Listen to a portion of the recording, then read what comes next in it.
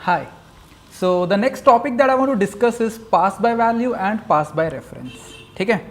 So एक चीज़ समझते हैं पहले.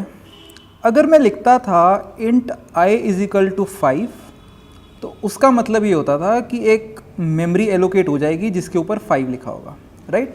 उसका एड्रेस लेट से 10B है, ठीक है. कुछ भी एड्रेस है तो 10B ले लेते हैं. और यहाँ पे हमारे पास एक सिंबल टेबल होता था जिसमें लिखा होता था कि I हमारा 10B के ऊपर पड़ा है, राइट. ये हमको ऑलरेडी पता है.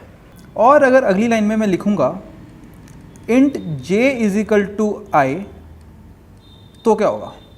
तो इससे क्या होगा कि j को एक अलग से एक मेमोरी एलोकेट हो जाएगी, राइट. लेट्स से वो 20B के ऊपर एलोकेट हो रही है और उसके अंदर भी I की वैल्यू आ जाएगी, ठीक है. I की वैल्यू क्या है 5, तो उसके अंदर वैल्यू आ जाएगी. बेसिकली इसकी एक कॉपी बनेगी लेकिन एक अलग एड्रेस पे इसकी कॉपी बन जाएगी और वो टोटली डिफरेंट होगी, राइट.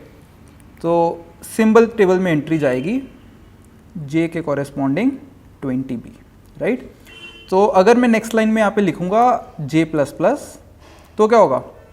तो I की वैल्यू तो 5 ही रहने वाली है लेकिन j की वैल्यू 5 से 6 हो जाएगी, ठीक है. तो बेसिकली I और j अलग अलग चीज़ें हैं.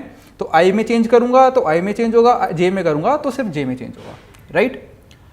तो इसको हम बोलते हैं बाय वैल्यू, ठीक है. इसकी हमने कॉपी बनी है बाय वैल्यू. अगर मैं चाहता हूँ कि मैं उसको रेफरेंस के साथ उसको फेच कर लूँ, ठीक है, समथिंग लाइक दिस. अगर मैं लिखता हूँ int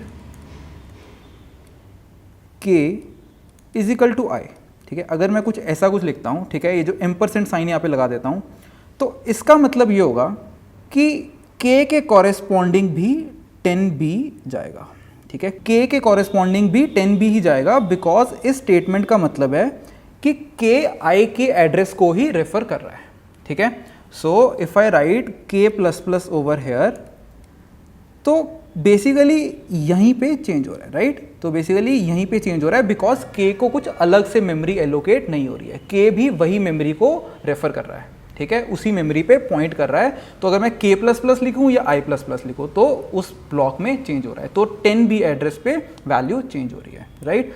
तो एक बार इसको जल्दी से कोड करके देख लेते हैं.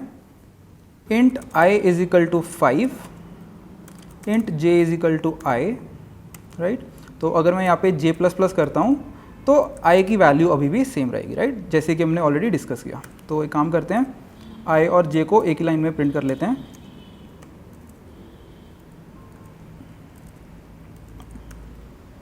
Okay. So as you can see हमारे I की वैल्यू अभी भी 5 है और j की वैल्यू 6 हो चुकी है. बट अगर मैं इसको बाय रेफरेंस लेता अब क्या होगा. अब दोनों की वैल्यू आइडियली 6 हो जानी चाहिए. एक बार जल्दी से क्लियर कर देते हैं विंडो को और फिर रन करते हैं.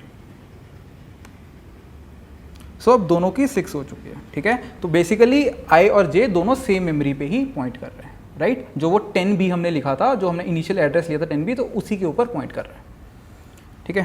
तो दोनों ही केसेस में 6 आ रहे हैं, ठीक है. I भी 6 है और j भी 6 है बिकॉज I और j दोनों सेम ही मेमोरी के ऊपर पॉइंट कर रहे हैं, ठीक है. चलो, तो अभी नेक्स्ट चीज देखते हैं, pass by value and pass by reference, ठीक है. तो अभी तक हम लोग जब भी फंक्शन को कुछ पास करते थे तब हम पास बाय वैल्यू कर रहे थे, ठीक है.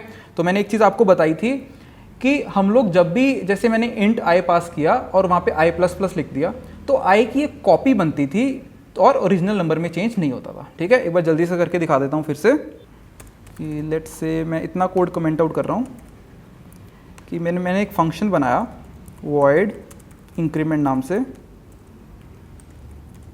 which takes int I from me and if I write I plus plus, right, let me call